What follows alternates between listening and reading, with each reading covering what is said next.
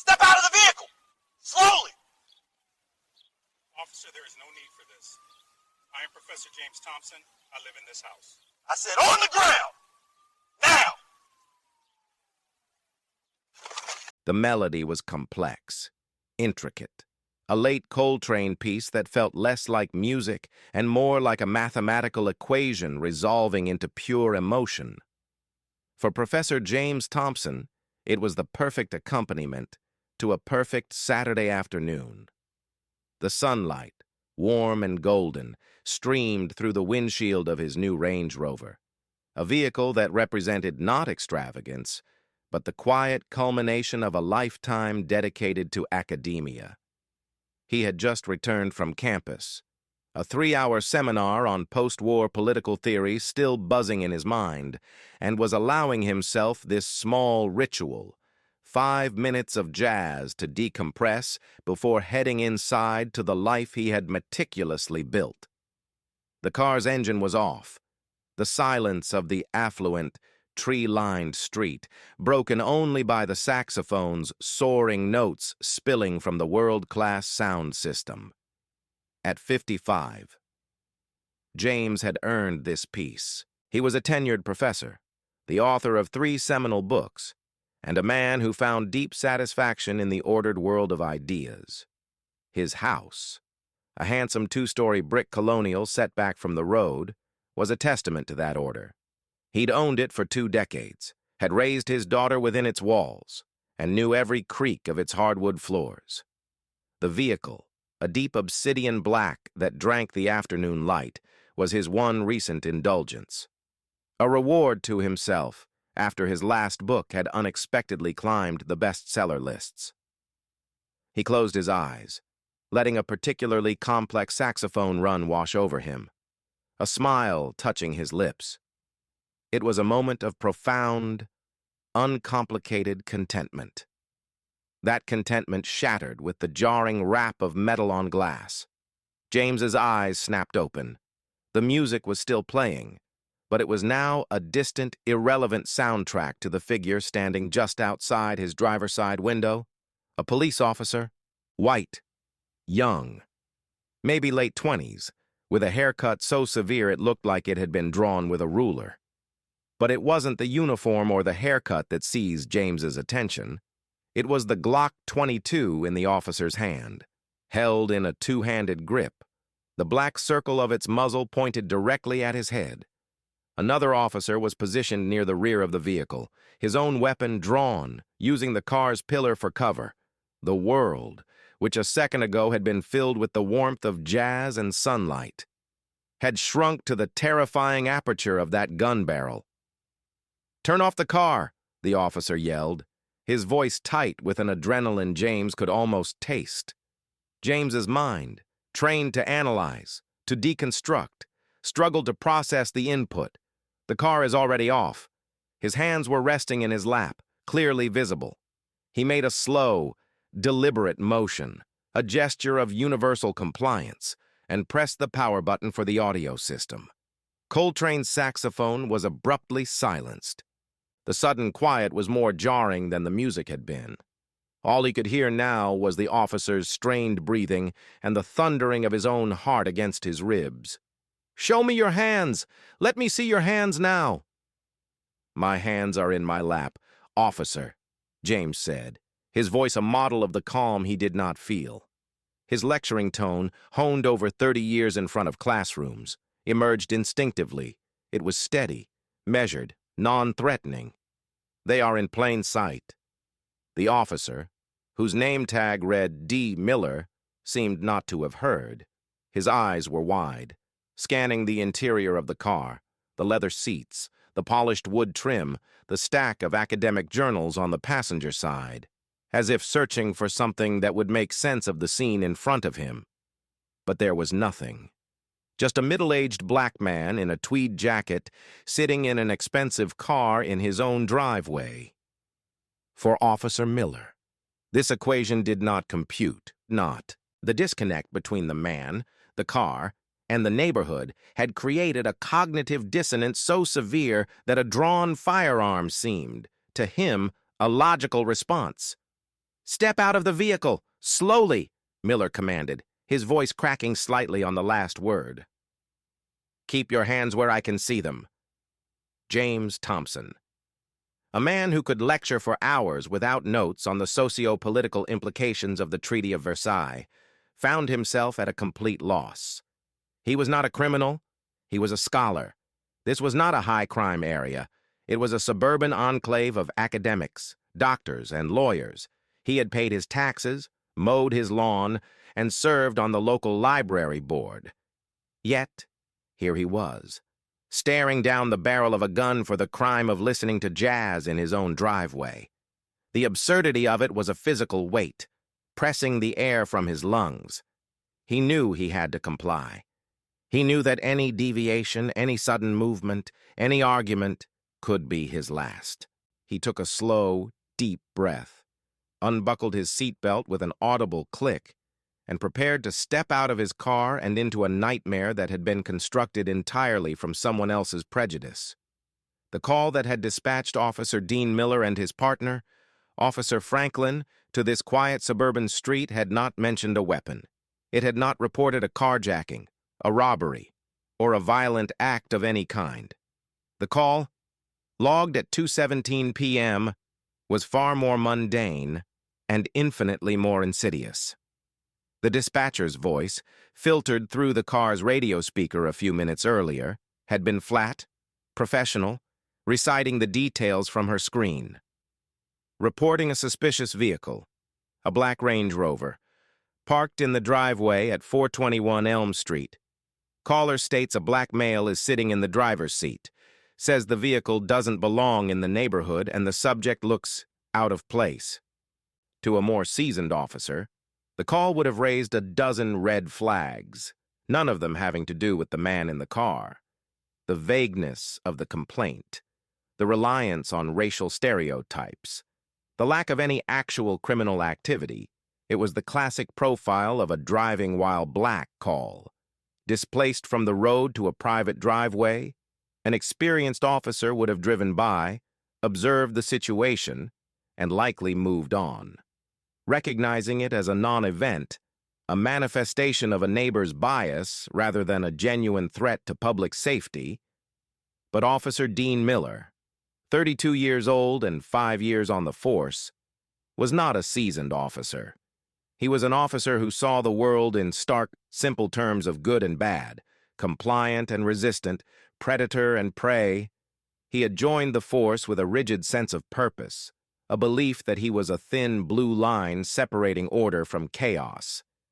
In his mind, chaos often had a specific look, and a black man in a $90,000 vehicle in a predominantly white, upper-middle-class neighborhood was, to him, an anomaly that suggested disorder.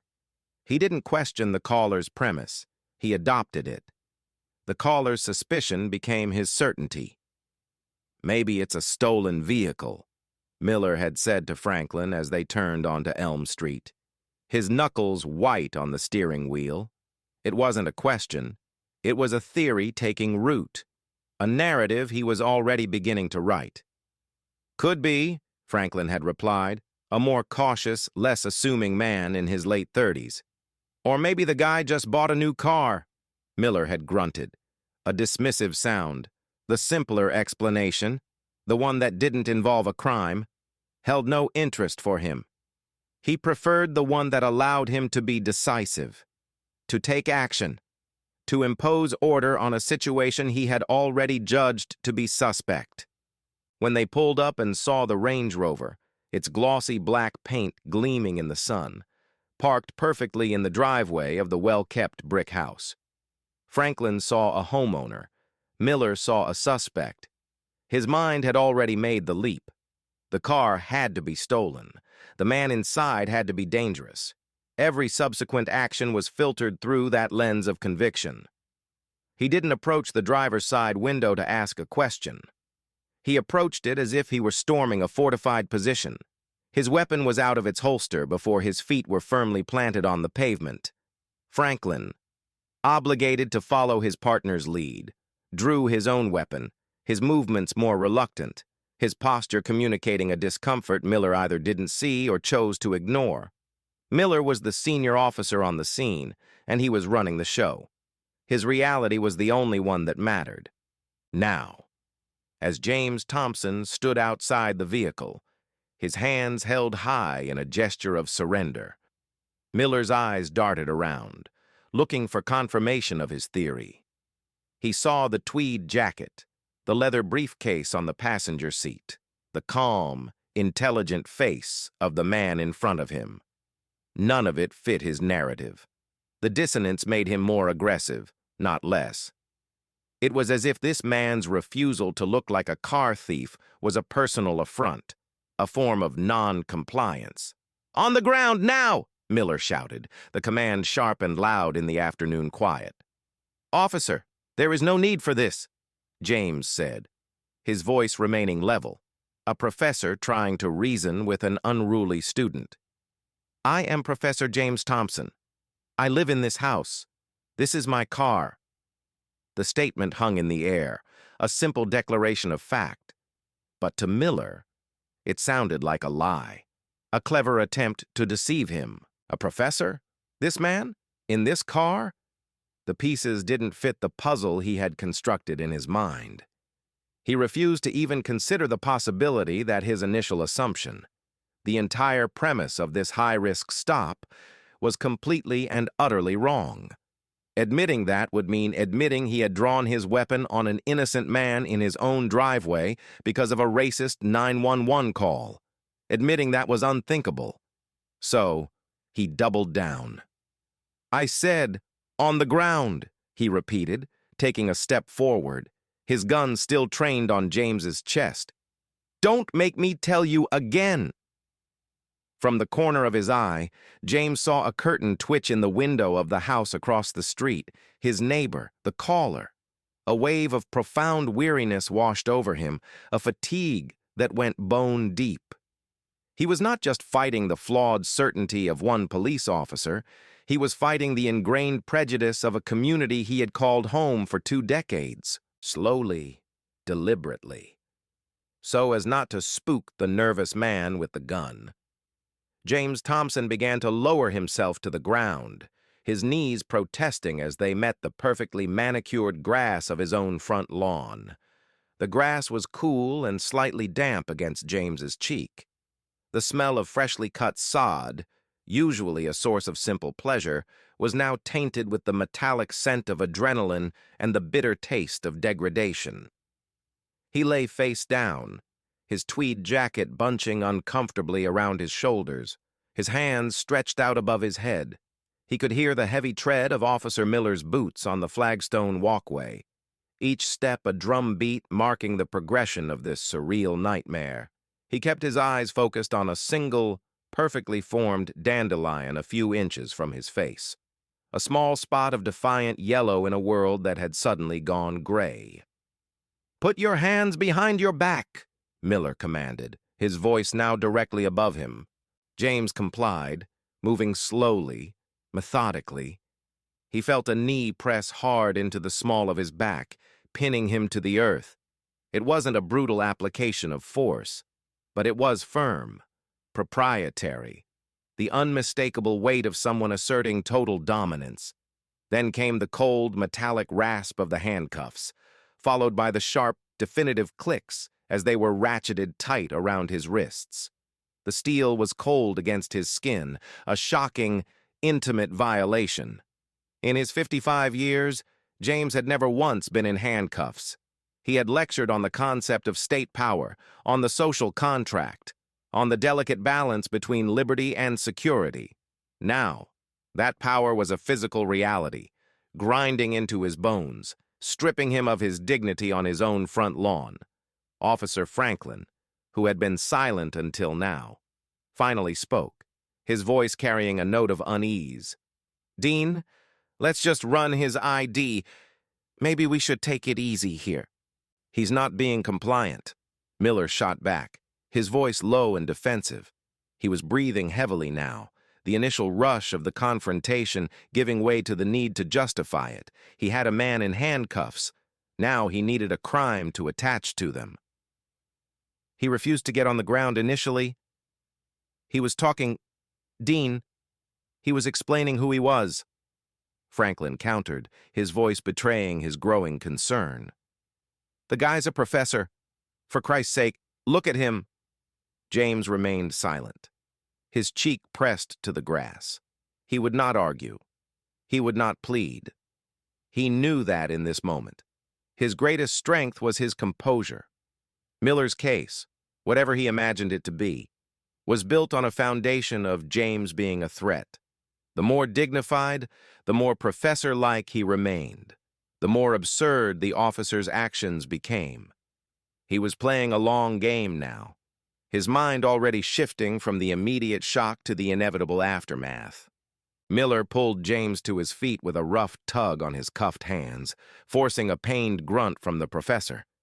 He spun him around and pushed him against the side of the Range Rover.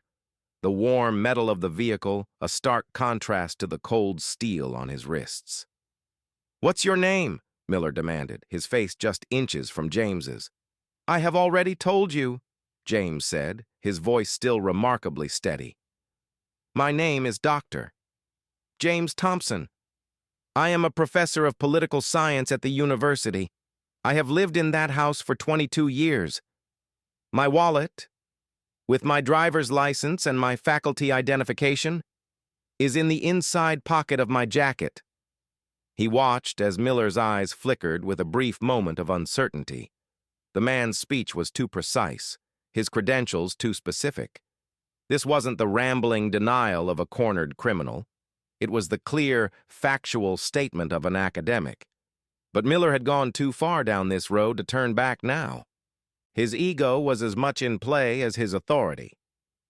He patted down James's jacket, his movements unnecessarily rough, and retrieved the worn leather wallet. He flipped it open. James could see the moment Miller's eyes landed on the university faculty ID card, his own face staring back under the official crest. He saw the driver's license next to it, the address clearly listed as 421 Elm Street. The evidence was irrefutable. It was a direct contradiction to the entire reality Miller had constructed. The car was not stolen. The man was not a trespasser. He was home. A different kind of officer might have stopped then. A different man might have felt a wave of shame, of profound regret. He would have unlocked the handcuffs, offered a sincere, if inadequate, apology, and tried to de-escalate the disaster he had created. Dean Miller was not that man. He stared at the IDs, his jaw tightening. He had been made to look like a fool. The facts had undermined his instincts, and he couldn't stand it. Instead of admitting his mistake, he searched for a new crime. "Why were you being so uncooperative?" Miller snapped, shoving the wallet into his own pocket. "You should have complied with my orders immediately. Your hesitation put me and my partner at risk." He had found his new narrative.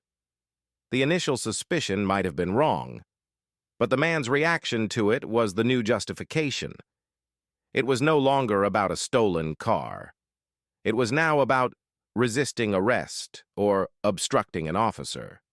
The original sin of the call, the neighbor's racism, was being laundered through procedure, transformed into a new manufactured offense committed by the victim himself.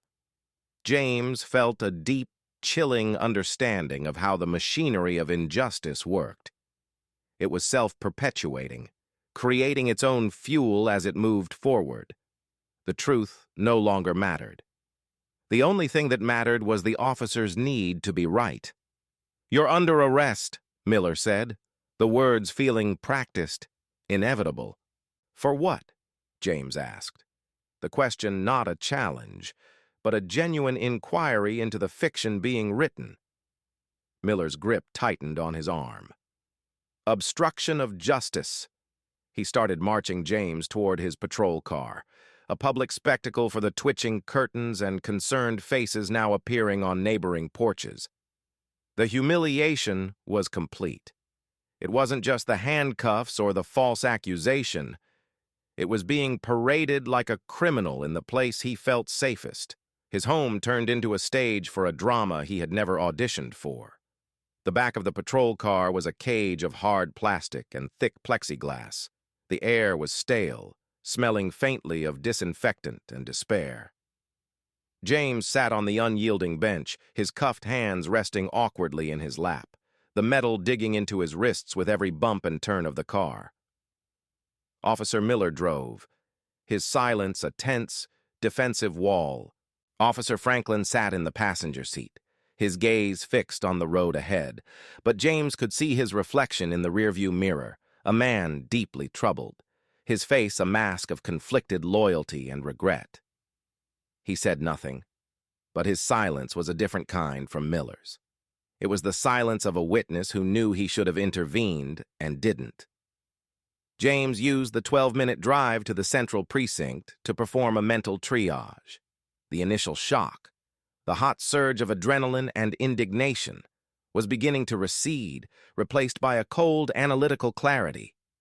Panic was a luxury he couldn't afford. Anger was a fuel that would burn out too quickly. What he needed now was strategy. His mind, accustomed to navigating the labyrinthine complexities of political theory, began to map out the situation with a detached precision. Fact 1, he had been arrested without cause. The initial premise of a stolen car had been demonstrably false.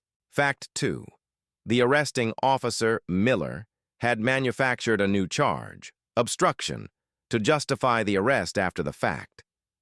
This was a weak, transparently retaliatory action. Fact 3, there were witnesses. Franklin, his reluctant partner, the neighbor who made the call, the other neighbors who had watched the scene unfold from their porches. Fact 4, there was likely objective evidence. Miller's body camera, the patrol car's dash camera, the 911 dispatch recording. The truth wasn't just his word against the officers. It was recorded, time-stamped, and logged. This was not a situation to be resolved on the side of the road or in an interrogation room. This was a legal problem, and it required a legal solution. He would not engage with Miller. He would not try to reason with a man who had already proven himself immune to reason. He would remain silent, composed, and wait for the one moment of agency he was legally afforded. His phone. It had been left on the passenger seat of his Range Rover, but he was entitled to a phone call. The thought solidified in his mind, a single point of light in the suffocating darkness of the situation. He wouldn't call his daughter. It would only terrify her. He wouldn't call a friend. It would be unproductive. He needed counsel. He needed someone who understood the intricate dance of law, liability, and institutional power. He thought of the university's office of the general counsel. They dealt with contracts, intellectual property, and tenure disputes, but they were also the institution's shield, and as a tenured professor, a senior faculty member, he was a part of that institution. An attack on him was, in a way, an attack on the university's reputation. When they arrived at the precinct, a cavernous, echoing building that smelled of stale coffee and bureaucracy, Miller led him from the car with the same unnecessary roughness as before. He was marched through a series of corridors, the other officers they passed barely glancing up. To them, he was just another body in cuffs, another piece of paperwork to be processed. The anonymity of it was a new kind of humiliation. In his world, he was Dr. Thompson, a respected scholar. Here, he was just a suspect, stripped of his name, his title, his identity. They reached the booking area, a brightly lit room with a high counter presided over by a grizzled, weary-looking desk sergeant. Miller pushed James forward. "Got a 148 here." "Obstruction," he said, his voice loud, performative. The sergeant, a man who looked like he'd seen every possible human failing paraded before his desk, looked at James. He took in the tweed jacket, the intelligent eyes, the calm demeanor that was so out of place in this environment. Then he looked at Miller, whose defensive posture and overly aggressive tone told their own story. The sergeant's expression didn't change, but a flicker of something, skepticism, perhaps, passed through his tired eyes. "Right. Put him in processing room 2, the sergeant said, his voice a low, gravelly rumble. "I'll get the paperwork started." As Miller led him away, James spoke, his first words since leaving his home. "Sergeant, I am requesting my legal right to a phone call." The sergeant nodded slowly, his eyes still on James. "You'll get your call." Inside the small cinder-block room, Miller finally removed the handcuffs. The relief was immediate, a rush of blood to his numbed hands. He instinctively rubbed his wrists, the red indentations a stark reminder of the last 30 minutes. Miller stood by the door, arms crossed, a silent, glowering guard. The silence stretched. 5 minutes passed. 10. It was a petty power play, a final attempt to assert control. Finally. The door opened and the desk sergeant stood there.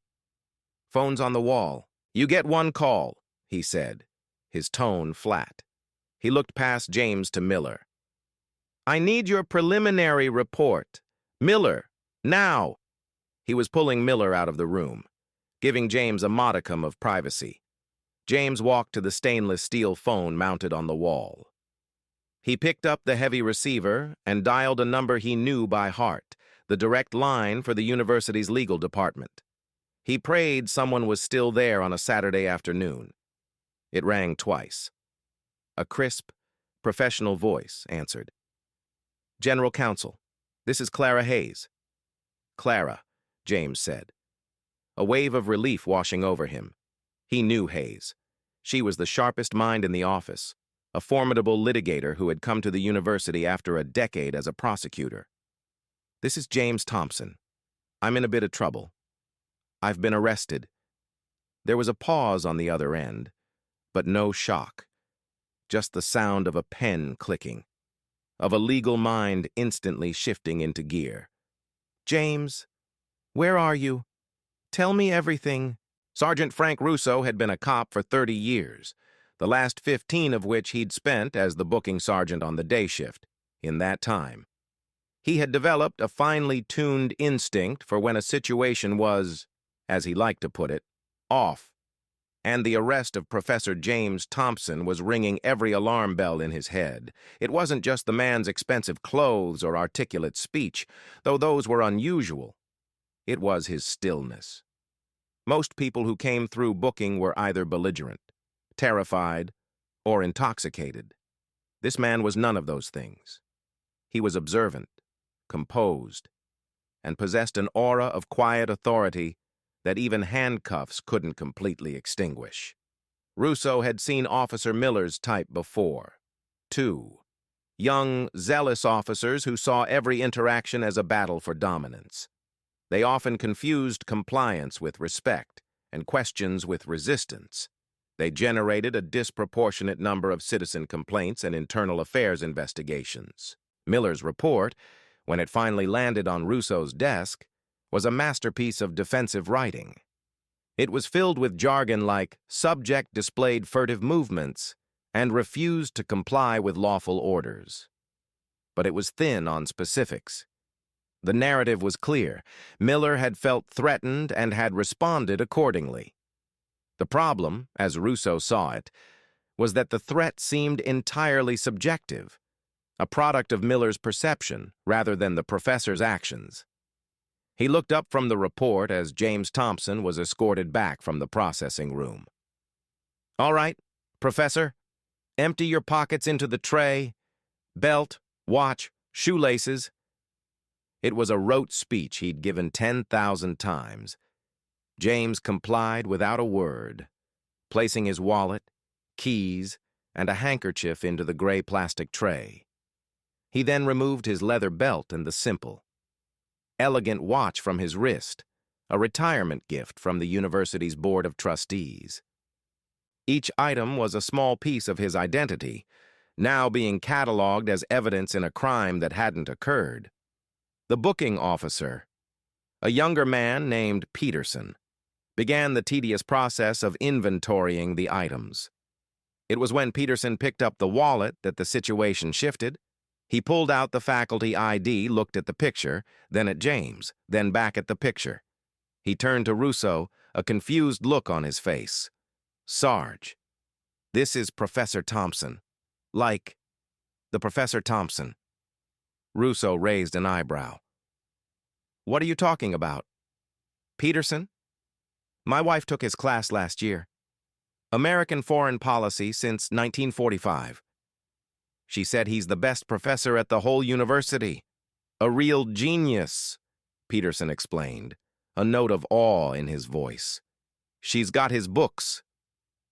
The information landed with a quiet thud in the sterile environment of the booking room. This wasn't just some random, well-dressed man. This was a known entity, a respected figure in the city's most prominent institution, a man whose name carried weight. Russo looked over at Miller, who was standing by the wall, trying to project an air of nonchalance that he was failing to achieve. A muscle in his jaw was twitching. He had not arrested a nameless subject. He had arrested a local celebrity. Russo leaned back in his chair, tapping the end of his pen on Miller's report. "So, Miller," he said, his voice deliberately casual. "This genius professor, he obstructed you how, exactly? Did he try to out-argue you on constitutional law?" A few of the other officers within earshot chuckled.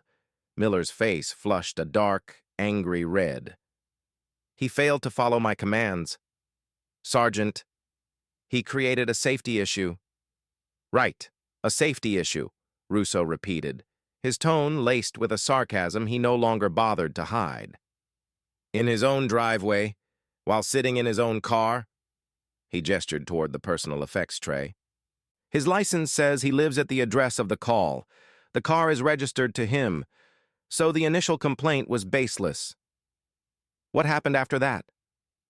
Miller's defense began to crumble under the weight of simple, direct questions. "He was slow to respond.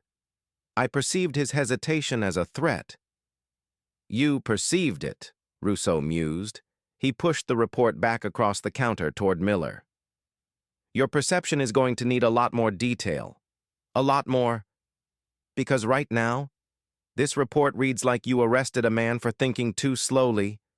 Before Miller could respond, the main doors to the booking area swung open. A woman in a sharply tailored business suit strode in, her heels clicking decisively on the linoleum floor. She was in her late 40s, with an air of controlled intensity that immediately commanded the room's attention. She walked directly to the booking desk, her eyes locking onto Russo. "Sergeant, I am Clara Hayes from the University General Counsel's office. I am here to represent Dr. James Thompson," she announced, her voice clear and resonant. She placed a sleek leather briefcase on the counter with a soft but definitive thud. "I trust you have not yet placed my client in a holding cell."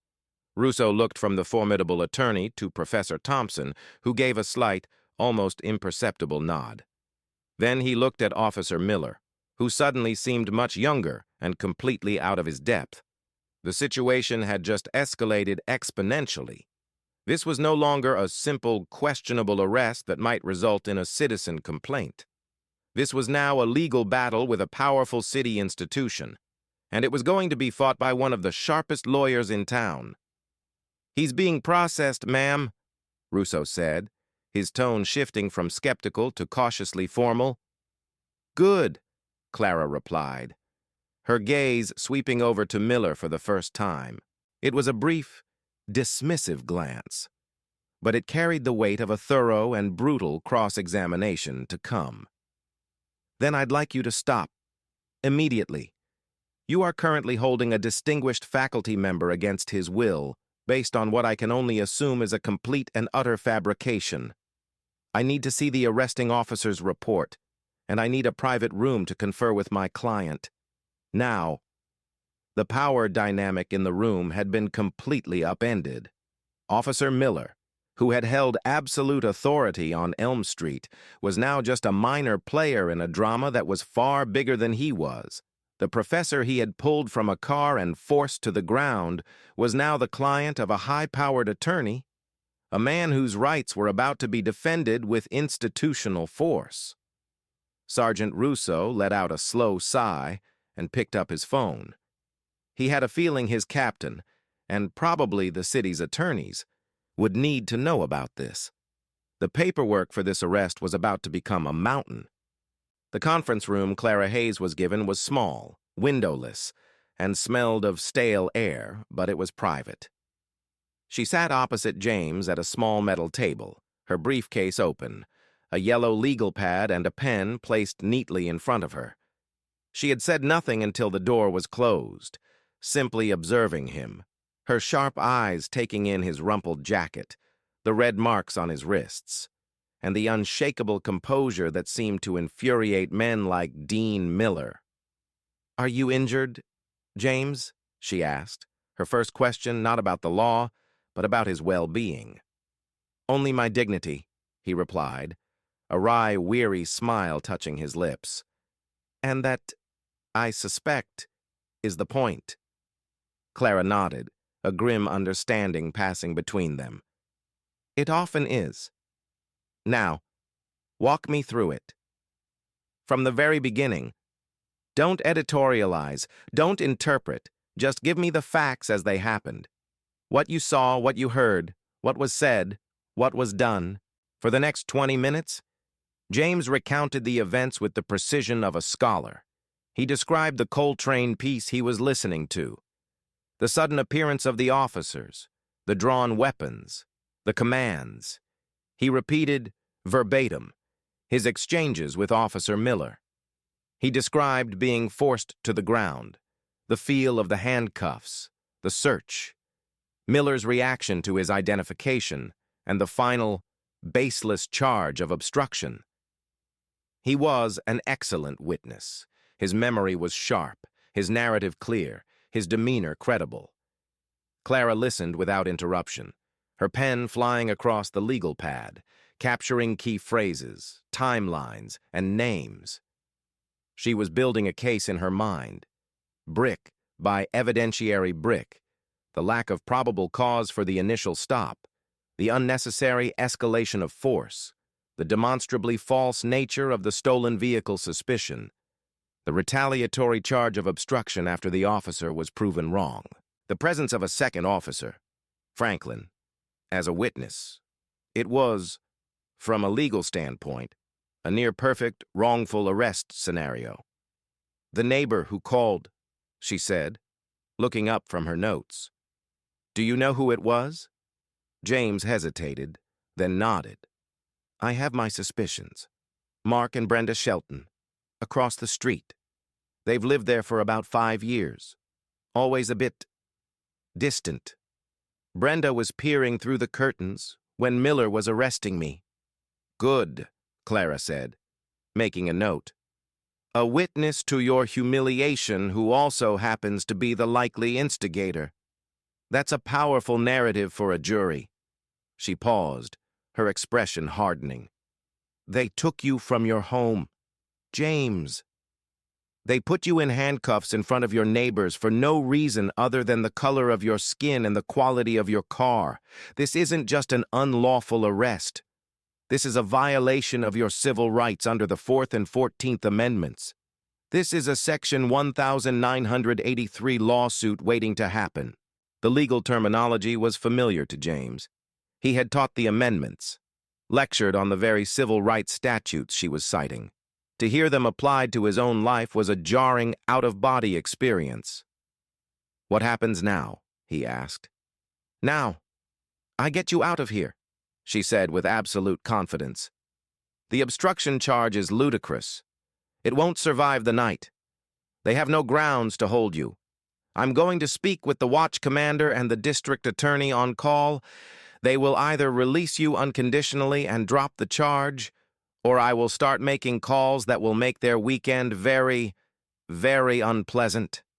She stood up, her movements crisp and efficient. While I'm doing that, I want you to write down every single detail you can remember. Anything you haven't told me yet. The other officer's name was Franklin. What did he say? What was his demeanor? Every detail matters.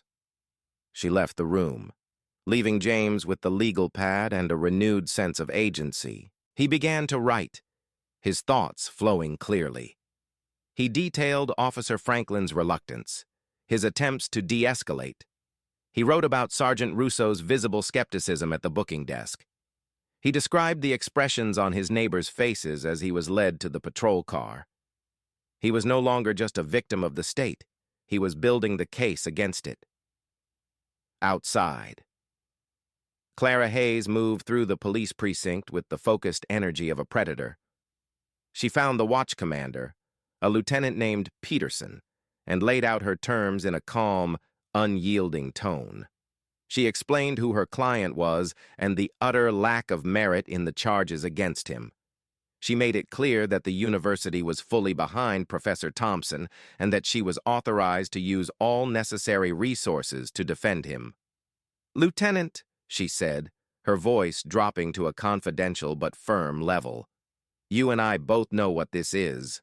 One of your officers got his ego bruised when he realized he was harassing an innocent man, a distinguished citizen, based on a bigoted 911 call. So he trumped up an obstruction charge to cover his tracks. My client was calm, compliant, and terrorized in his own driveway. We have witnesses, and I'm willing to bet your officer's body camera footage will confirm every word I'm saying." The lieutenant, a man who preferred a quiet shift, could see the impending storm. An arrest of a prominent professor, a potential lawsuit from the university, a media frenzy. It was a bureaucratic nightmare. "The charge stands for now," he said, hedging. "It's the arresting officer's call." Clara gave a small, cold smile. "Fine. Then you leave me no choice." She pulled out her phone. "My next call is to the mayor's chief of staff, who happens to be a university alumnus. My one after that is to the city editor at the Tribune. I'm sure they'd be very interested to hear how the department is spending its Saturday afternoons. Or you could make this go away. Right now. Release my client, void the arrest, and we can discuss the officer's conduct on Monday morning." She let the threat hang in the air. The lieutenant looked at the paperwork, at the name Dr. James Thompson, and at the determined, intelligent woman in front of him. He knew a losing battle when he saw one. He let out a long, weary sigh. "Give me 10 minutes, he said, reaching for his phone. He was going to have to wake up the district attorney. Clara Hayes had made her point. The power had shifted, decisively. James Thompson was released less than an hour later. The official term was released pending further investigation, a face-saving bureaucratic phrase that meant the charges were effectively dead. No apology was offered. His personal effects were returned to him in a large manila envelope. Officer Franklin, his face a mixture of relief and shame, gave him a ride home in a different patrol car, the silence between them thick with unspoken words. As James stepped out of the car and walked up his own driveway, the sight of his Range Rover, still parked where he had left it, felt like looking at an artifact from a different lifetime. The following Monday, Clara Hayes filed a formal notice of intent to sue the city, the police department, and Officer Dean Miller personally. The lawsuit alleged wrongful arrest, excessive force, and the violation of James's civil rights. The city's initial response was predictably dismissive, a standard denial of all claims. They were betting that the professor, having been released, would be content to let the matter drop. They had profoundly misjudged both James Thompson and his legal counsel. "They think we'll go away," Clara said to James during a meeting in her spacious office at the university. "They're going to stall, deny, and hope we get tired. We won't. Her strategy was simple and aggressive. We're not waiting for them to offer us anything. We're going straight to discovery. We want everything: personnel files, dispatch logs, and most importantly, the video. The request for Officer Miller's body camera footage became the central battleground of the lawsuit's early stages. The city's attorneys filed motion after motion to block its release, claiming it was part of an ongoing internal investigation. Clara countered each motion with blistering legal briefs, arguing that the public's right to transparency and her client's right to evidence far outweighed the department's desire to hide its own misconduct. After 2 months of legal skirmishing, a federal judge agreed and ordered the city to turn over the footage. Clara and James watched it for the first time together on a large monitor in a university conference room. The video began with the shaky, hurried view of Miller getting out of his patrol car. The audio was clear.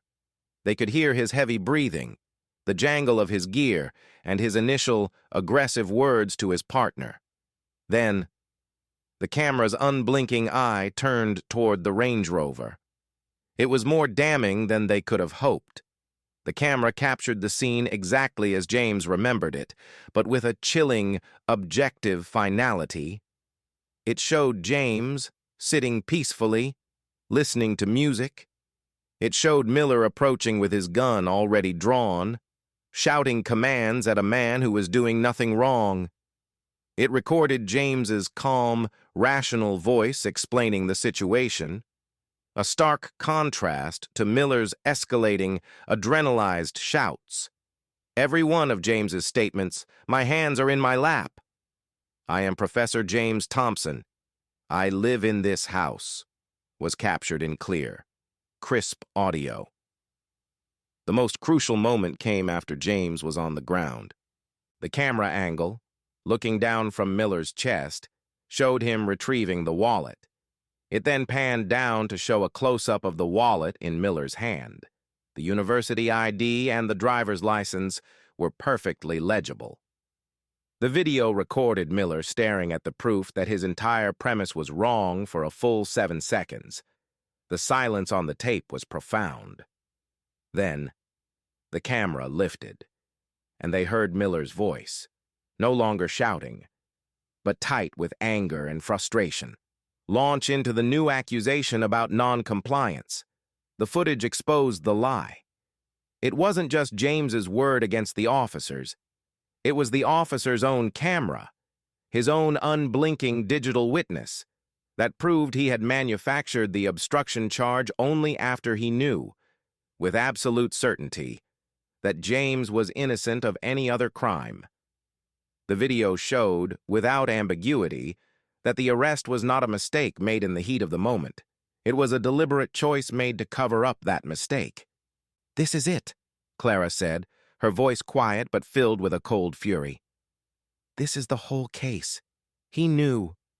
He looked at your ID. He knew you were the homeowner, and he arrested you anyway to save face." James felt a strange sense of vindication, mixed with a deep sadness.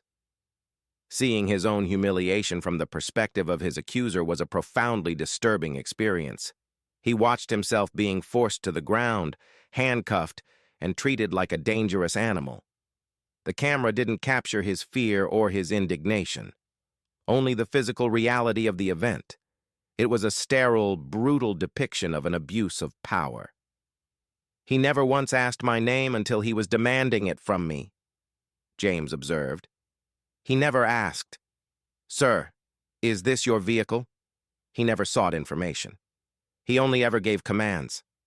"Because he wasn't investigating," Clara replied, pausing the video on a close-up of Miller's face, his expression a mask of defensive anger. He was asserting dominance. From the moment he got the call, "You were guilty." His job, as he saw it, was not to determine the facts, but to manage the threat he had already imagined in his own mind. They now possessed the single most powerful tool in a civil rights lawsuit: objective, irrefutable proof. The city's attorneys could no longer hide behind procedural delays or dismissive denials. They would have to confront the truth, recorded in high-definition video and audio of what one of their officers had done on a sunny Saturday afternoon. The unblinking eye of the camera had seen everything, and it was about to become Officer Dean Miller's worst nightmare. The deposition of Officer Dean Miller took place 6 months after the lawsuit was filed. It was held in a neutral conference room at a downtown law firm, a sterile space with a long mahogany table that felt more like a stage for a corporate negotiation than a legal proceeding. Miller arrived flanked by 2 attorneys from the city's legal department and a representative from the police union. He wore a crisp suit, a conscious effort to project an image of professionalism that was at odds with the man seen on the body camera footage. He looked confident, almost defiant, but Clara Hayes could see the tension in the set of his jaw. James was also present, seated next to Clara. He was there not as a participant, but as an observer, a silent reminder of the human cost of the events being discussed. His presence was a strategic choice by Clara. She wanted Miller to look at the man he had arrested, to be confronted by his humanity, while she systematically deconstructed his official narrative. The deposition began with simple, foundational questions: name, rank, years of service. Miller's answers were short, clipped, rehearsed. Then Clara began to probe. She started with the 911 call. Officer Miller. The dispatch log states the caller reported a suspicious vehicle and a man who looked out of place. Is that correct? Yes, that's correct. Did the caller report any criminal activity, a break-in, a car theft in progress, a weapon? No, it was a suspicious person call. So, based on a citizen's vague feeling that a black man in a Range Rover didn't belong, you decided to approach the situation as a high-risk felony stop, with your weapon drawn. Is that standard procedure for a non-criminal suspicious person call? The city's attorney objected. Objection. Mischaracterizes the officer's actions. Clara smiled faintly. The officer can speak for himself. Please answer the question. Officer Miller. Miller shifted in his chair. Every situation is different. I approached with caution based on my training and experience. Your training and experience, Clara repeated, letting the words hang in the air. In your 5 years on the force, how many times have you drawn your weapon on a man sitting peacefully in his own driveway?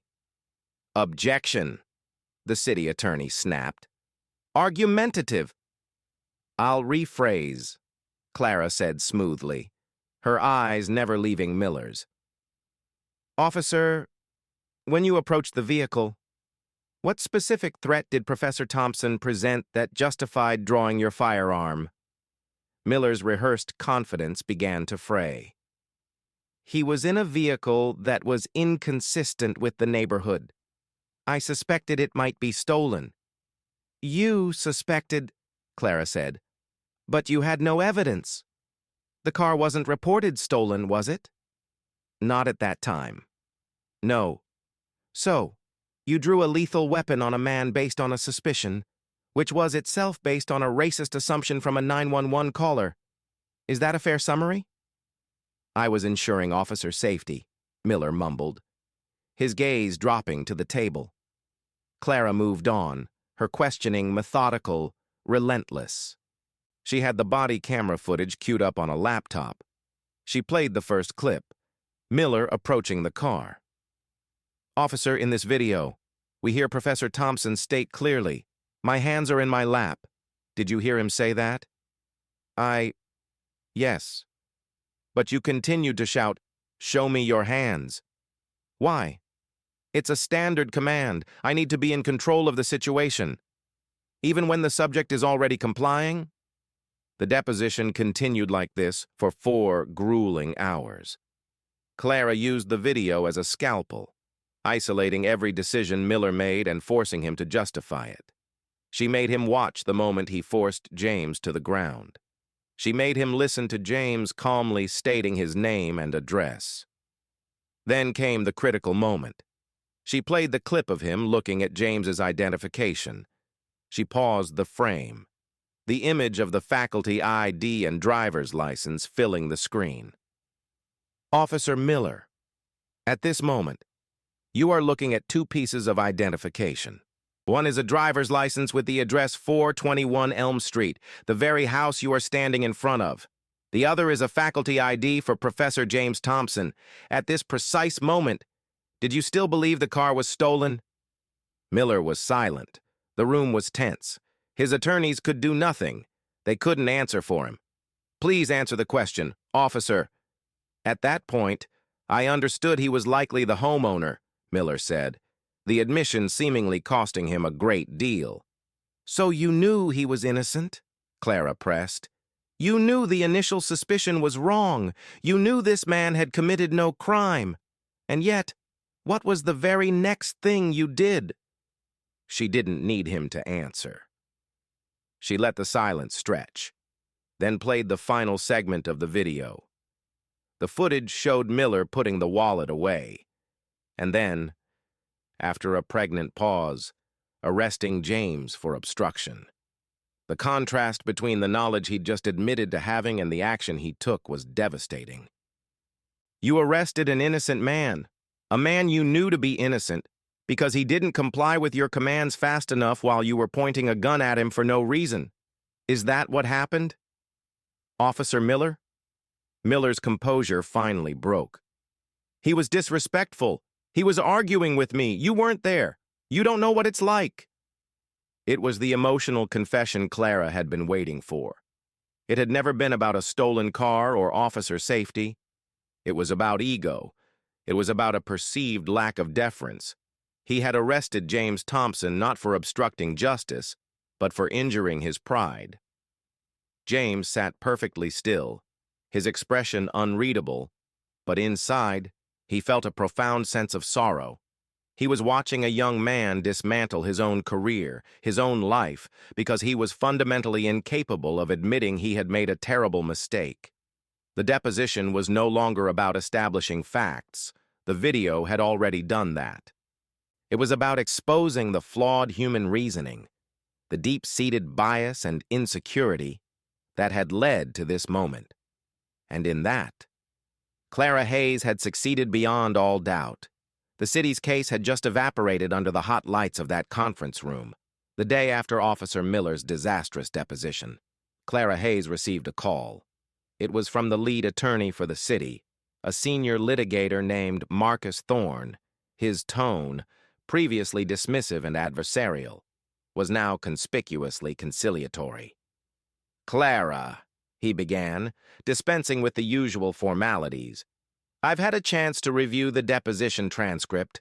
I think perhaps it's time we had a serious discussion about resolving this matter. Clara leaned back in her chair, a small, triumphant smile playing on her lips. I thought we were having a serious discussion. Marcus? It's called a federal lawsuit. I believe you're familiar with the process. There was a weary sigh on the other end of the line. Look, let's cut to the chase. The deposition was not helpful for our case. Officer Miller did not present well. The city is prepared to make a settlement offer to compensate Professor Thompson for his unfortunate experience. The phrase, unfortunate experience, was a classic piece of legal understatement designed to minimize the reality of what had happened. Clara let it slide. The shift in their position was what mattered. I'm listening, she said. The city is prepared to offer $50,000 in exchange for a full release of all claims and a confidentiality agreement. Thorne said. It was a nuisance value offer, enough money to make some plaintiffs go away, but nowhere near an acknowledgement of the severity of the offense. It was a test.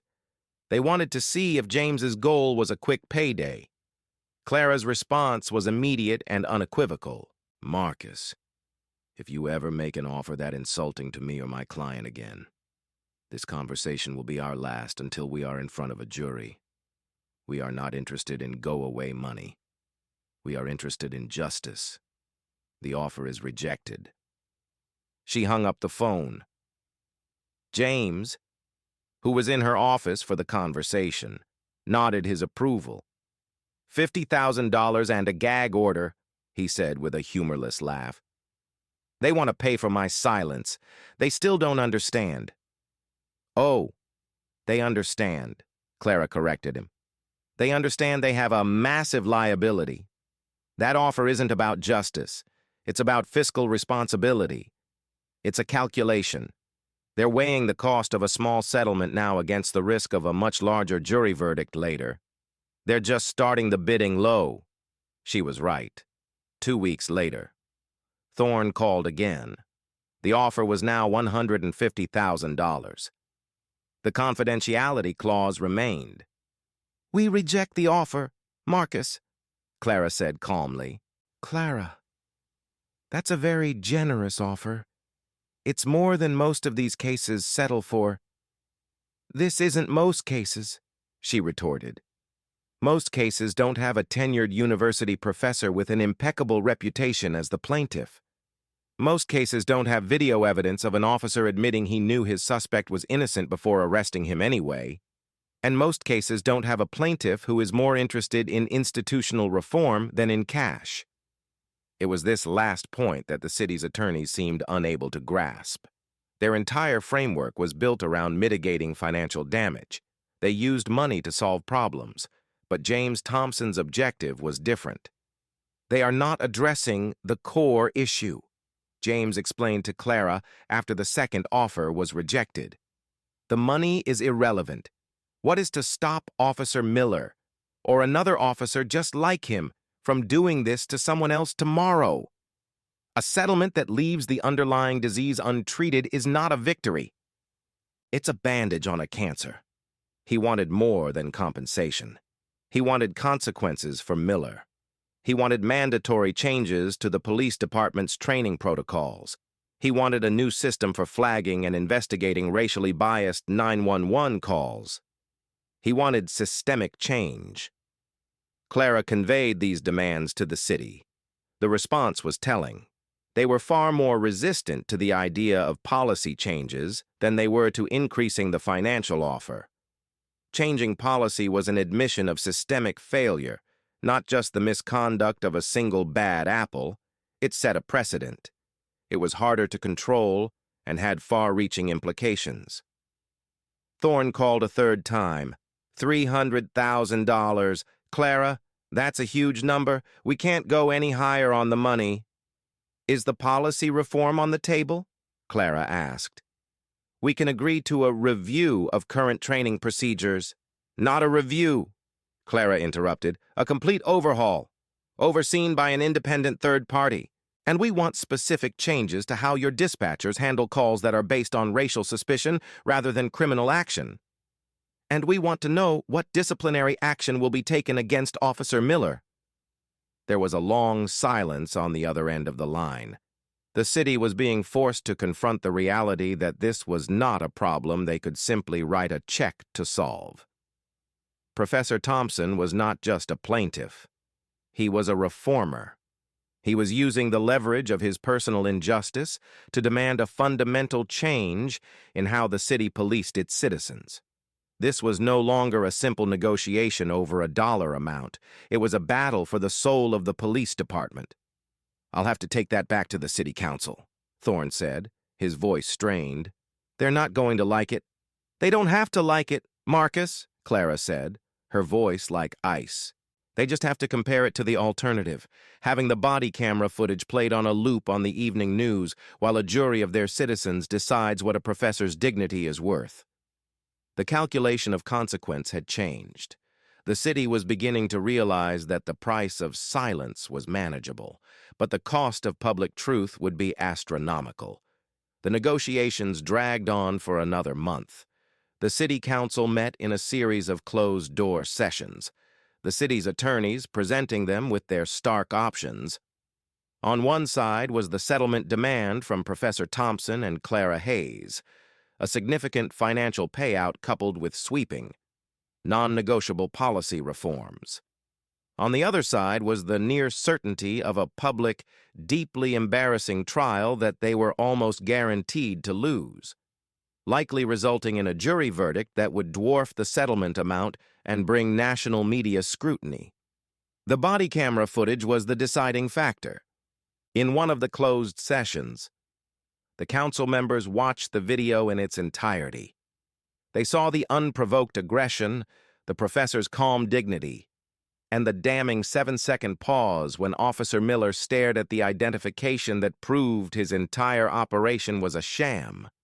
They watched him proceed with the arrest anyway. There was no defense for it. Politically, it was poison. Legally, it was a disaster. Marcus Thorne made the final call to Clara. His tone was one of weary resignation. "The city has agreed to your terms," he said. The final settlement was a landmark agreement, unlike any the city had ever signed. The financial component was substantial, $750,000, but it was the other clauses that represented the true victory. The city agreed to implement a completely new training curriculum, designed by a panel of outside experts, focused on de-escalation, implicit bias, and the constitutional limits of police authority. They agreed to reform the 911 dispatch system, creating a specific protocol for flagging and handling calls that appeared to be based on racial profiling rather than legitimate public safety concerns. Dispatchers would be trained to ask clarifying questions to determine if a crime was actually being witnessed.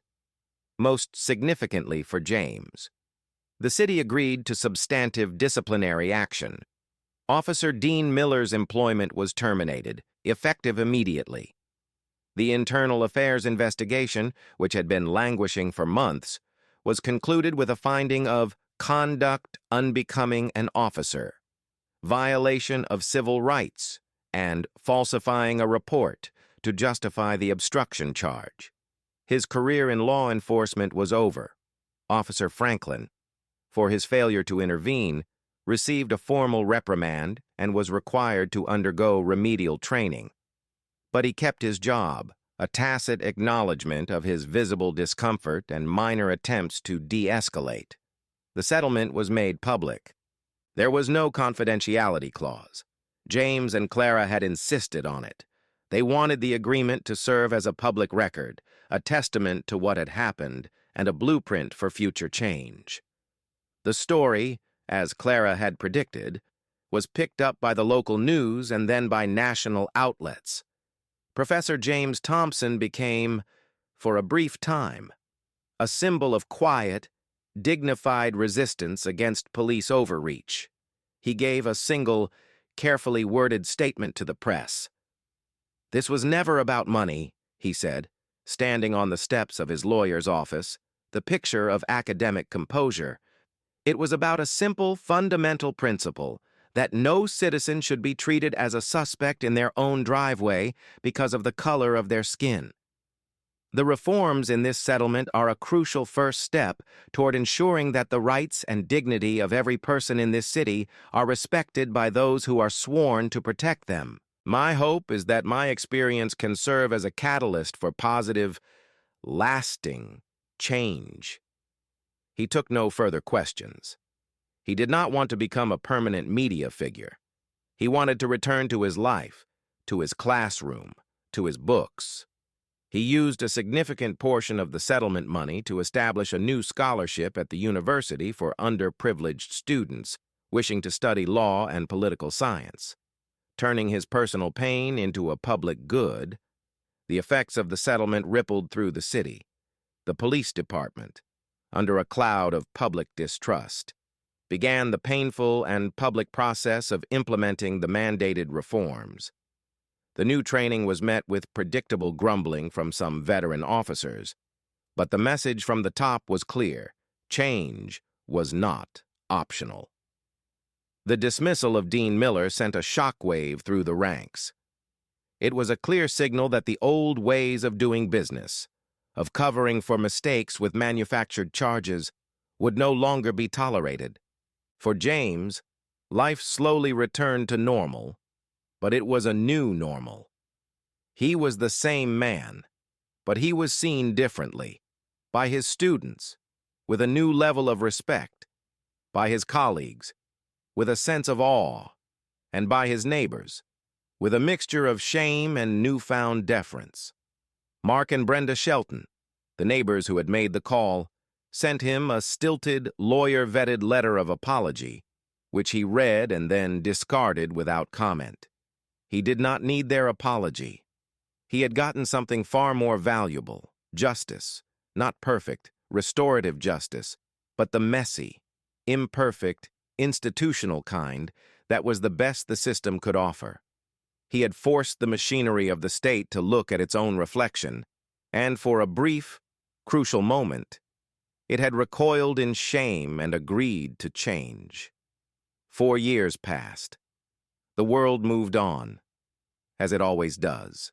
The story of Professor Thompson's arrest faded from the headlines, becoming a local legend, a case study used in law schools and police academies. James himself had successfully retreated from the public eye, finding solace and purpose back in the familiar rhythms of academic life. He published another book, this one a sharp critique of modern policing theories. Informed by a perspective he had never wished to gain, he had, by all appearances, won. The settlement had been paid, the reforms implemented, the officer fired. But changing a culture is like turning a battleship.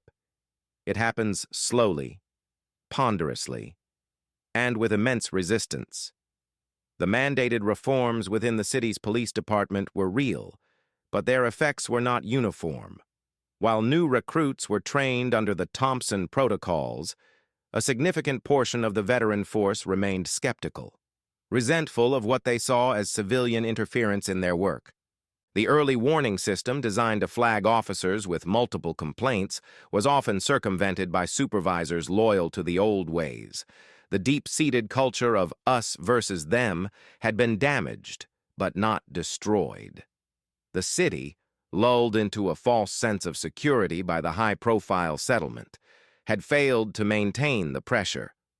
Once the media attention died down, the political will for continued, painful oversight began to wane, and so the cracks began to show.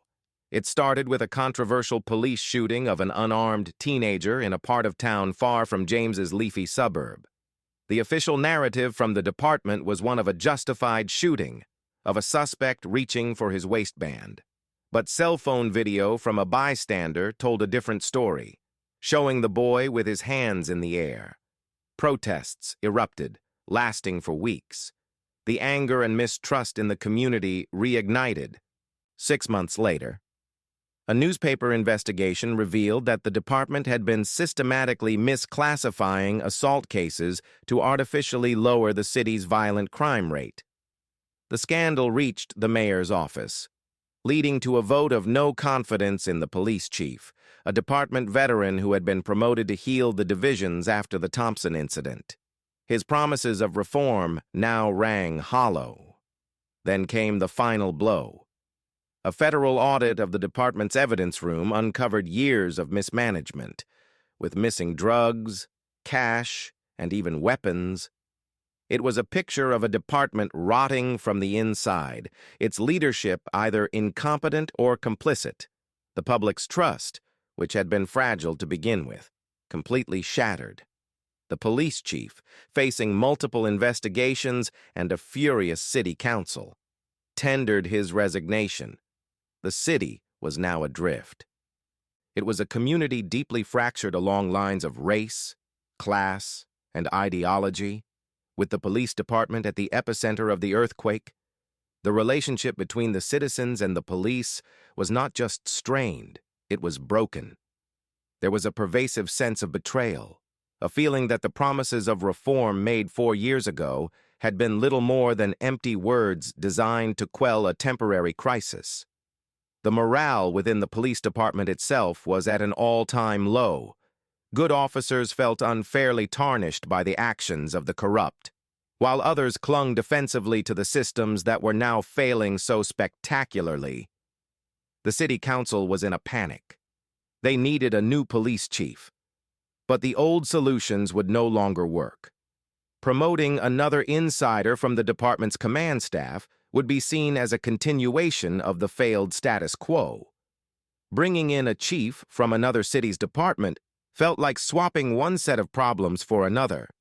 The city didn't just need a new manager, it needed a savior. It needed someone who could fundamentally restore faith in the very idea of policing. The moment called for a radical solution, a leader who was not part of the system that had failed so profoundly. The council president, a thoughtful woman named Eleanor Vance, who had been a junior member when James's settlement was approved, stood before a packed press conference. Her face was grim, her voice resolute.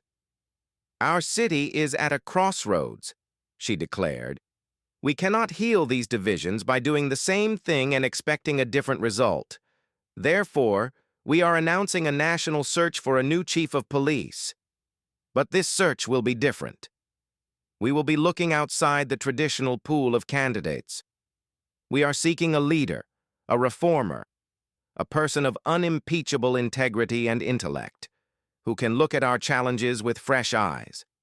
We are open to candidates from academia, from the legal profession, from community advocacy.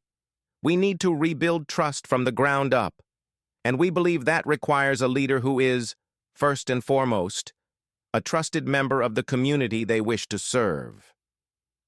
The announcement was a political bombshell. The idea of a civilian, someone without a law enforcement background, leading a major metropolitan police force was almost unheard of. It was a desperate, high-risk gamble. But the city was desperate, and the old risks were no longer acceptable.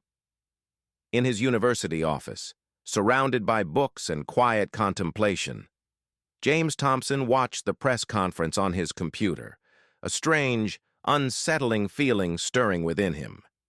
He had fought the system from the outside and won. He had never, in his wildest dreams, considered the possibility of being asked to lead it. The city's announcement of a national search for a non-traditional police chief was met with a predictable mix of praise and derision. Reform advocates hailed it as a bold, necessary step toward reimagining public safety.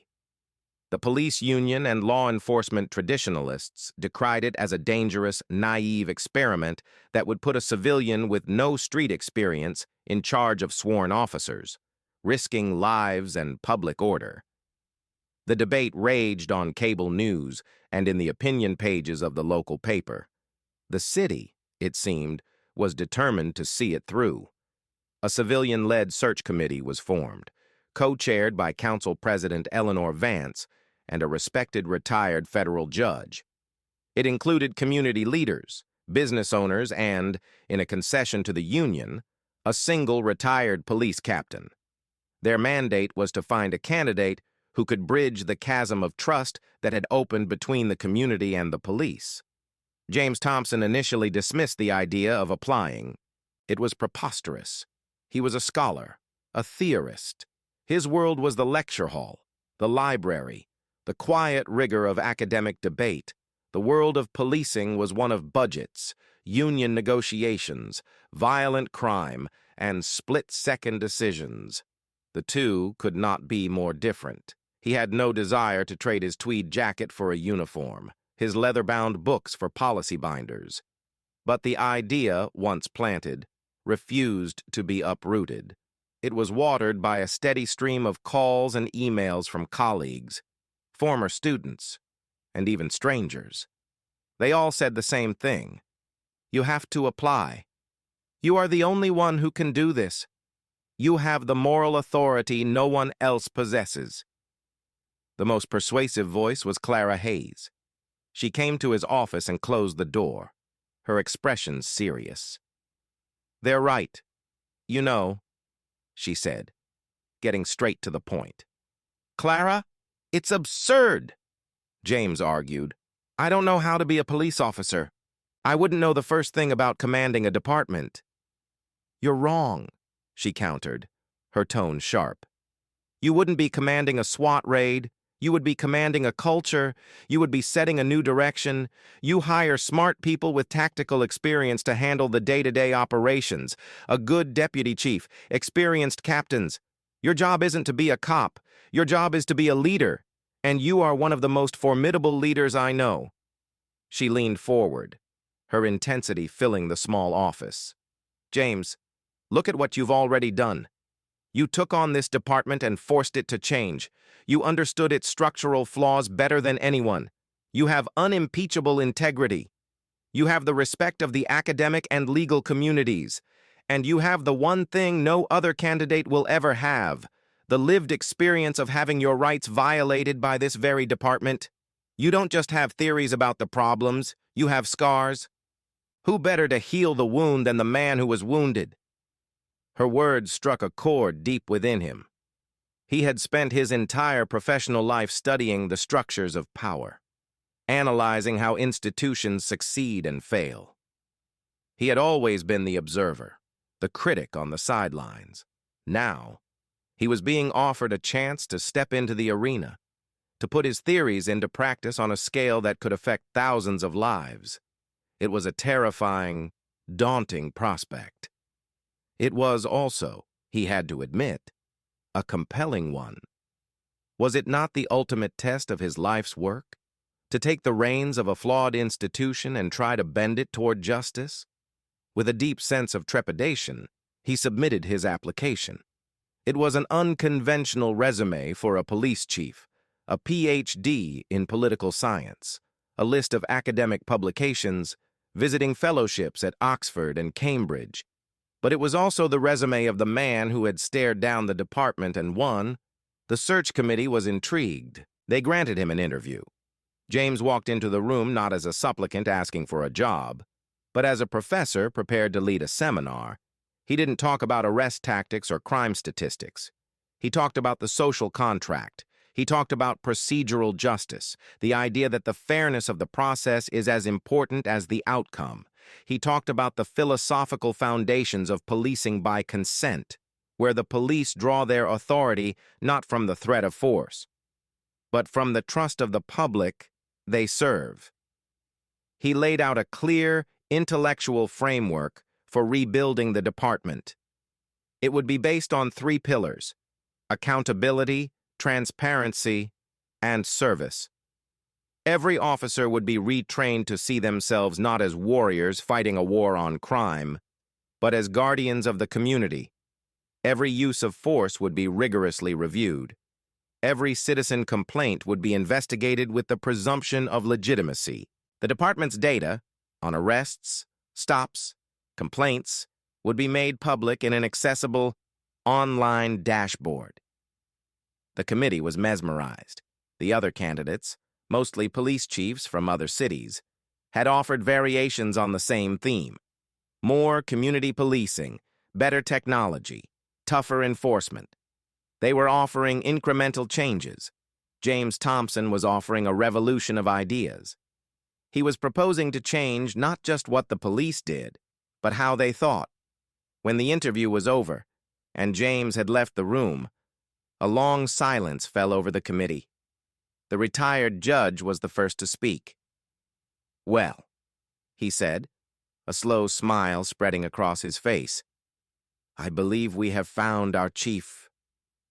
It was a gamble, a massive leap of faith, but for a city on the brink, a leap of faith was the only thing that felt like a step forward.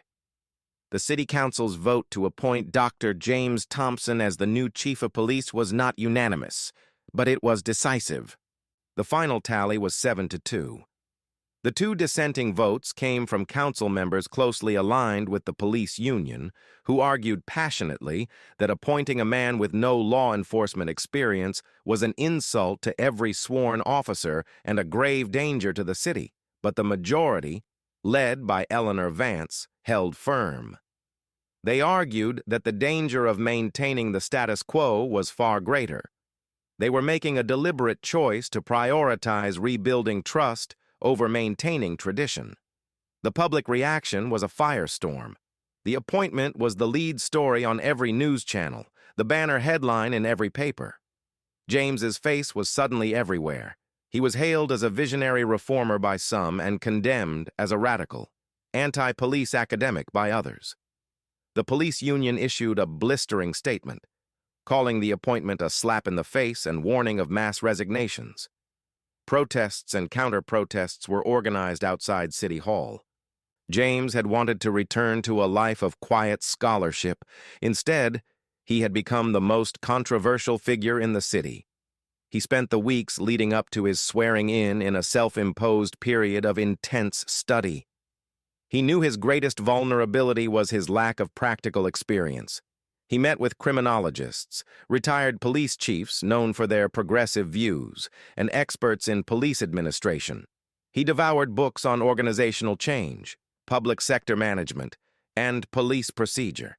He was a professor preparing for the most difficult course of his life, and he would not walk into that classroom unprepared. He also met, privately, with key members of the department's command staff. He knew he could not succeed without allies on the inside.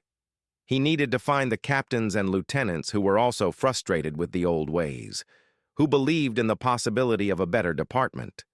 The meetings were tense. The commanders were skeptical, their body language stiff and guarded. They saw a man who didn't speak their language, who hadn't walked in their shoes. James did not try to pretend he was one of them. Instead, he appealed to their professionalism and their intellect. "I am not here to tell you how to clear a building or conduct a traffic stop," he told one skeptical captain. "That is your expertise, and I will rely on it. My expertise is in organizational structure, in culture, and in the relationship between institutions and the public. My job is to set the philosophical direction for this department. Your job is to help me translate that philosophy into effective, on-the-ground policing. I cannot succeed without you, and I believe you cannot succeed in the long term without the changes I am proposing. We need each other." His honesty and humility began to win over a few of the more forward-thinking commanders. They were tired of the scandals, tired of the public's hatred. They were willing to give this unconventional new chief a chance. He identified a respected assistant chief, a woman named Isabella Rossi, who was known for her integrity and tactical acumen, and announced she would remain in her position, serving as his second in command. The move was a shrewd olive branch to the rank and file, signaling that he valued internal expertise. The day of his swearing in was bright and cold. The ceremony was held on the steps of City Hall, the same place where he had given his statement after his settlement. The symbolism was lost on no one.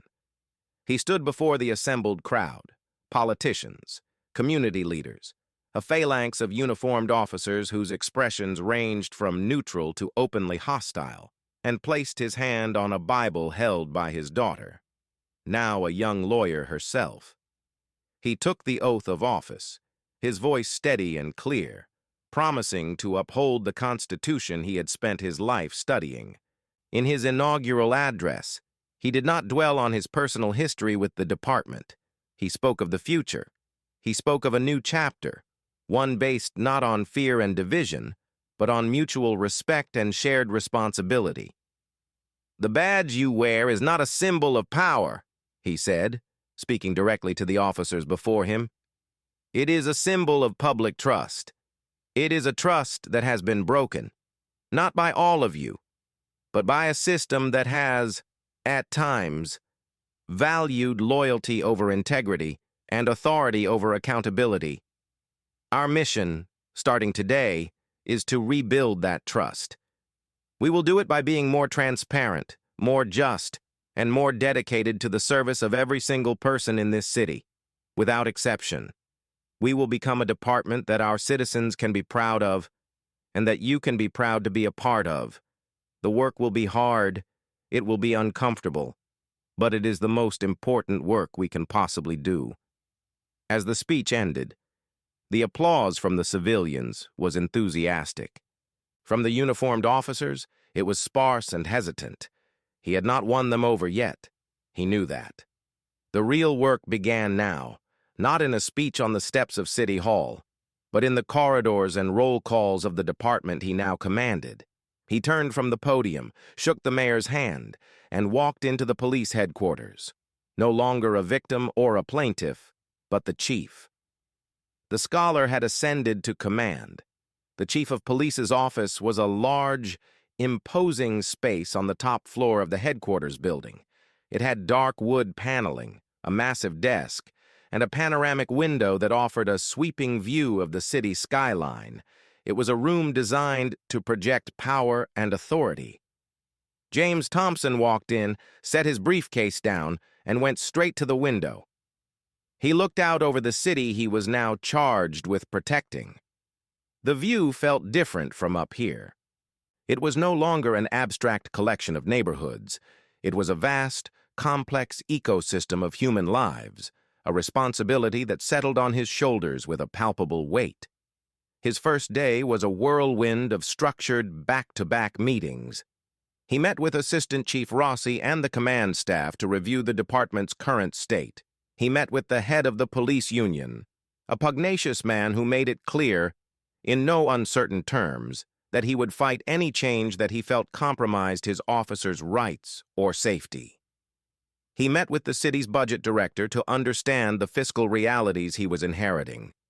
It was a deluge of information, a crash course in the practical machinery of a department he had previously only known as an antagonist. But James was a quick study. He listened more than he spoke, asking probing, intelligent questions that showed he was not just hearing the information, but analyzing it, connecting it to the broader philosophical framework he intended to implement. Late in the afternoon, after the last of the scheduled meetings had concluded, he asked Rossi for a specific document, the complete, unredacted personnel roster of every sworn officer in the department. "I need to know who I'm leading," he explained. Rossi returned a few minutes later with a thick binder. "It's all in here, Chief. Every officer, from rookie to captain, service history, commendations, disciplinary actions." For the next hour, James sat alone in the quiet of his new office and began to read. He started with the command staff, familiarizing himself with the careers of the men and women who would be his senior advisors. He then moved on to the lieutenants and sergeants, the mid-level managers who were the true conduits of departmental culture. He turned a page, and then he stopped. The name seemed to leap off the paper, a ghost from a past he was now supposed to be leading the city beyond. Miller, Dean, officer. His breath caught in his throat. He had assumed, naturally, that Dean Miller was long gone from law enforcement. After being terminated by the city, the common path was to find a job in a smaller, less discerning department in another county or state. It was a well-known shuffle, the wandering cop phenomenon that allowed problematic officers to continue their careers elsewhere. He had never imagined Miller would still be here. He read the file with a clinical, detached focus. After his termination, Miller had, with the full backing of the police union, appealed his firing through a lengthy arbitration process. A year after the fact, a third-party arbitrator had ruled that while Miller's actions were deeply problematic, the city had made a procedural error in his dismissal process. The termination was overturned and converted to a 1-year unpaid suspension and a permanent demotion from his senior officer status.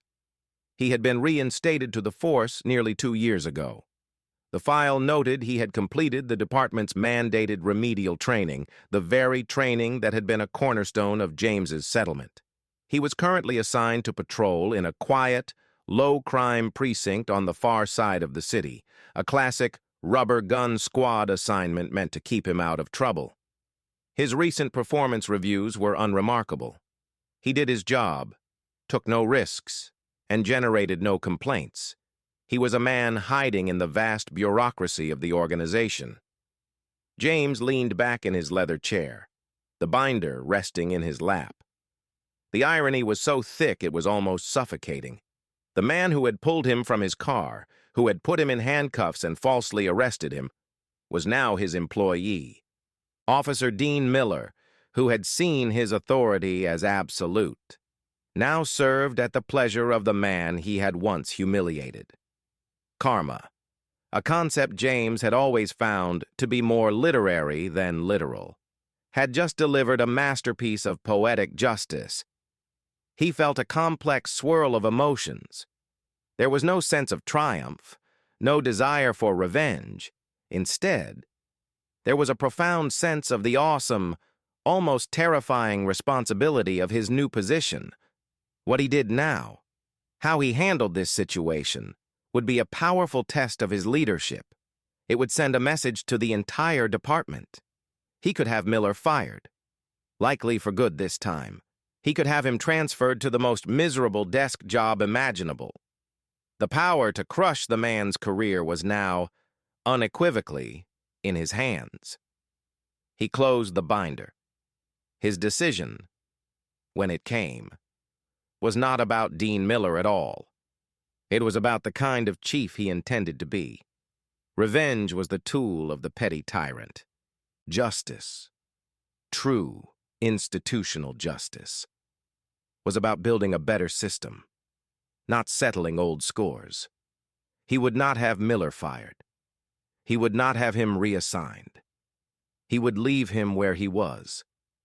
For now, Dean Miller would be subject to the same standards, the same accountability, and the same new philosophy as every other officer under his command.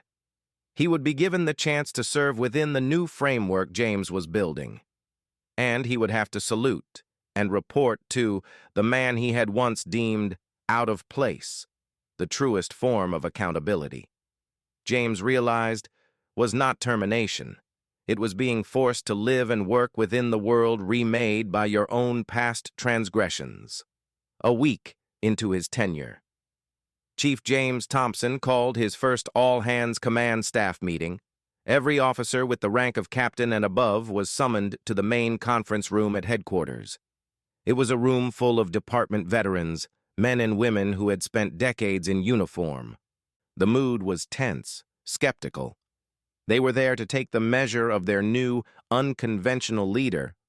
Among them, seated in the back row, was the captain of the precinct where Officer Dean Miller was assigned. He, like everyone else, knew the story.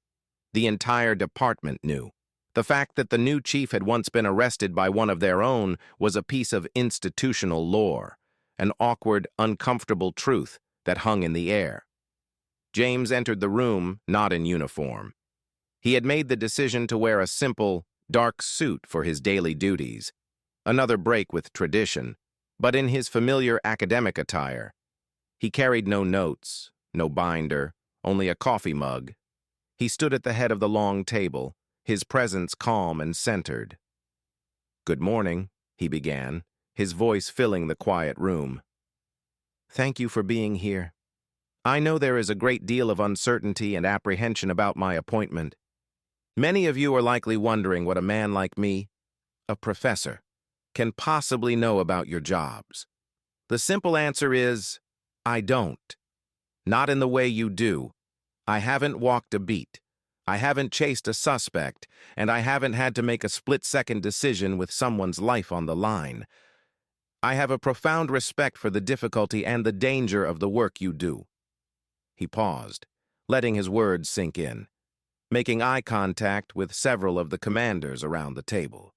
He was disarming them with honesty, acknowledging his own limitations. "But I was not brought here to be a police officer. I was brought here to be a leader, and to set a new course for this department. For years, we have operated under a paradigm of policing that is becoming unsustainable. We have defined ourselves as a force, a thin blue line holding back chaos. We have viewed the community not as partners, but as a population to be managed. And it has led us to this moment of crisis, where the trust between us and the people we serve is broken." He walked slowly along the side of the table, his demeanor that of a seminar leader rather than a commanding officer. "Starting today, we are going to redefine our mission. Our primary purpose is not enforcement. It is service. Our measure of success will no longer be the number of arrests we make or the number of citations we write. Our new measure of success will be the reduction in citizen complaints, the increase in community cooperation, and the measurable rise in public trust. He laid out the pillars of his new philosophy. Procedural justice would be the guiding principle of every public interaction. Every officer would be trained to explain their actions, to listen respectfully, and to treat every person with dignity, regardless of the situation. Transparency would be absolute. All departmental data on use of force, citizen stops, and complaints would be made publicly available and updated weekly. Accountability would be swift and certain.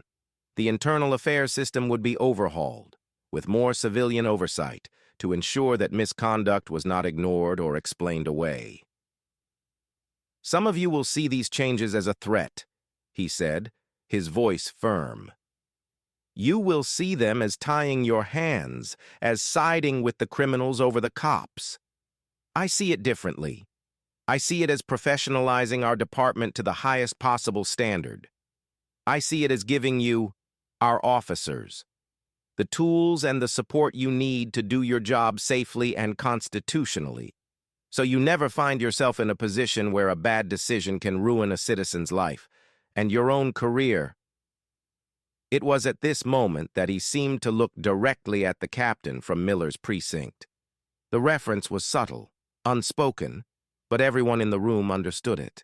He was using the specter of the Dean Miller case not as a threat, but as a teaching moment. He was framing his reforms as a way to protect officers from their own worst instincts.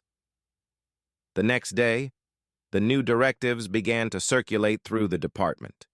Roll call training sergeants started introducing the concepts of procedural justice. Memos were issued detailing the new, stricter reporting requirements for any use of force. The culture shift had begun, not as a suggestion, but as a command. In his precinct on the far side of the city, Dean Miller read the new directives with a growing sense of dread. The world had been turned upside down. Every principle the new chief was championing was a direct repudiation of the kind of officer he had been. The emphasis on listening, on explaining, on de-escalation. It was the opposite of the dominance and control he had once believed were the core tenets of policing. He was now required to operate under a philosophy designed by the man he had arrested. He had to follow rules born directly from his own failure. He went about his patrol in a daze, his old certainties shattered.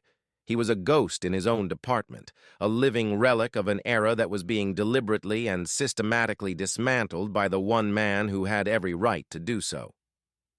The new rules of engagement were not just a change in policy. For Dean Miller, they were a daily, personal reckoning. He was no longer just a subordinate. He was the chief's most potent and most personal object lesson. In the 2 years that followed, the city of Oakhaven, once a symbol of fractured police-community relations, began to slowly, painstakingly heal. The changes under Chief James Thompson were not instantaneous, nor were they universally beloved, but they were undeniably real. The public data dashboard he implemented became a model for transparency nationwide. Citizen complaints, after an initial spike as people felt more empowered to report misconduct, began a steady and significant decline. Use of force incidents dropped by nearly 30%. A new generation of recruits, trained under the Thompson philosophy of guardian, not warrior, began to change the department's internal culture from the bottom up. There were still challenges. The police union still fought him on disciplinary matters. The local media was quick to sensationalize any mistake. But the corrosive, pervasive sense of mistrust that had crippled the city was beginning to dissipate. Chief Thompson had become one of the most respected figures in the city, a man who had used his profound moral authority to achieve what many thought impossible. He had bent the long arc of the moral universe, as the saying goes, just a little bit closer toward justice. He had not spoken to Dean Miller since becoming chief. He received quarterly reports on all officers, and Miller's file remained consistently unremarkable. He was a quiet, sullen patrolman who did his job, followed the new rules to the letter, and kept to himself. He was, by all accounts, a broken man, stripped of his old aggressive certainty, going through the motions of a job he no longer seemed to understand. One evening, nearly 3 years into his tenure, Chief Thompson was driving himself home from a late city council meeting. He wasn't in his official vehicle, but in his personal car, a newer model of the same Range Rover, a quiet act of personal defiance. He saw the flashing lights of a patrol car up ahead. An officer was conducting a traffic stop. On impulse, James pulled over a safe distance away, simply to observe. It was a routine part of his leadership style. He liked to see his policies in action. As he watched, he realized the officer conducting the stop was Dean Miller. He saw the way Miller approached the car, the noticeable lack of his old aggressive posture. He saw him leaning down, speaking calmly to the driver. He couldn't hear the words, but the interaction was visibly professional, even respectful. After a few minutes, Miller handed the driver what looked like a warning, gave a slight nod, and returned to his patrol car. The stopped vehicle drove away. It was a perfect example of the new Oak Haven PD, a routine, non-confrontational interaction. A week later, James sent a message through the chain of command. He wanted to see Officer Miller in his office at the end of his shift. The day of the meeting, Dean Miller arrived looking pale and nervous. He was in his uniform, his face thinner than James remembered, the youthful arrogance replaced by a weary resignation.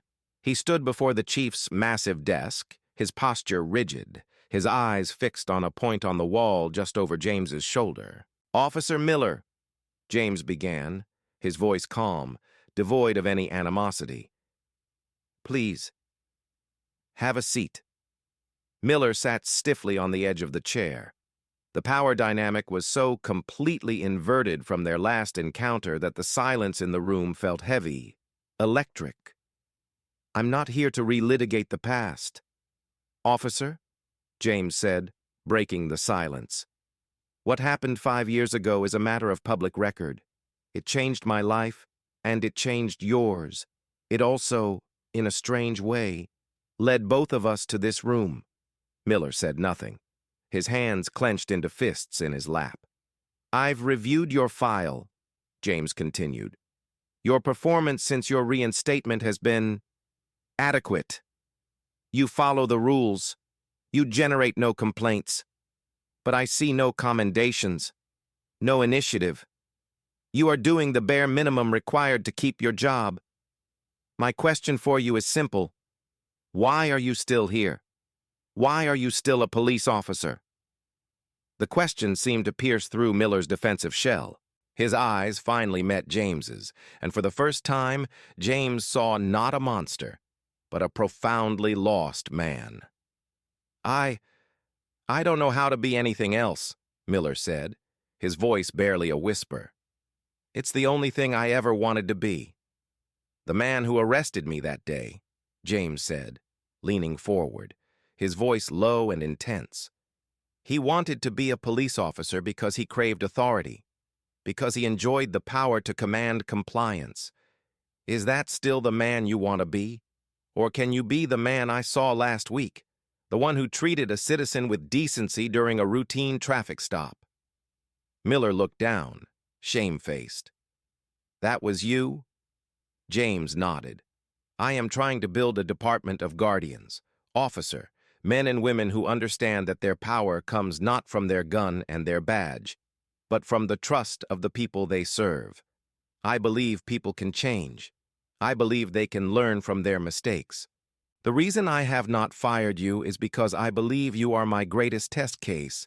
If a man like you can learn to be a different kind of police officer, a better kind, then any officer can, but it has to come from you. So I'll ask you again, why are you still here?"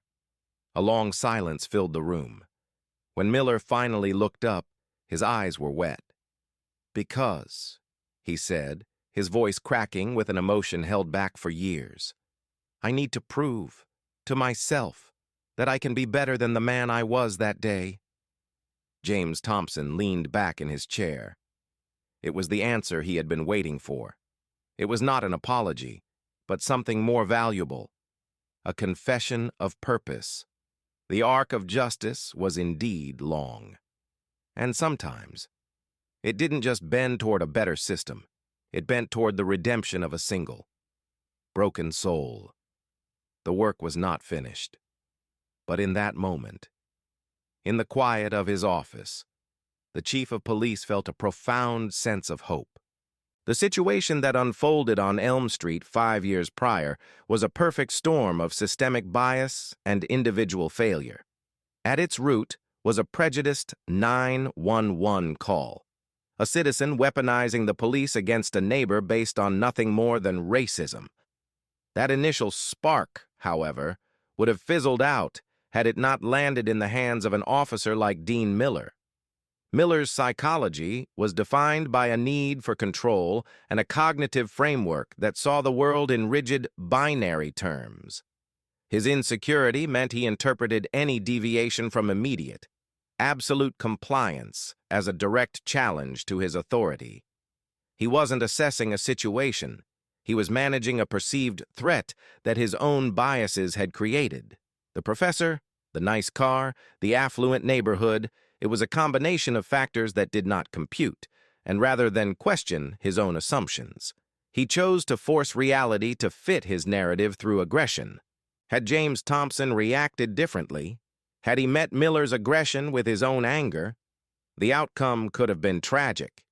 If he had yelled, argued, or refused to get out of the car, Miller would have felt justified in escalating his use of force.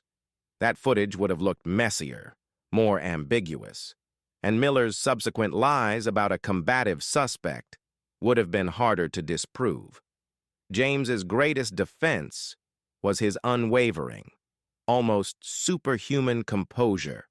He understood, in the moment, that the only way to expose the absurdity of the situation was to refuse to become the monster Miller wanted him to be. His dignity became a weapon, his intellect a shield. By remaining the calm, rational professor, he held up a mirror to Miller's irrationality. The core lesson of this story is not simply that karma is real. It is a deeper exploration of the nature of true strength and the purpose of justice. James Thompson's ultimate victory was not in the settlement he won or even in the reforms he enacted. His greatest triumph was in his refusal to be defined by the injustice done to him. When given absolute power over the man who had wronged him, he chose not vengeance, but the harder, more meaningful path of institutional change and the quiet possibility of individual redemption.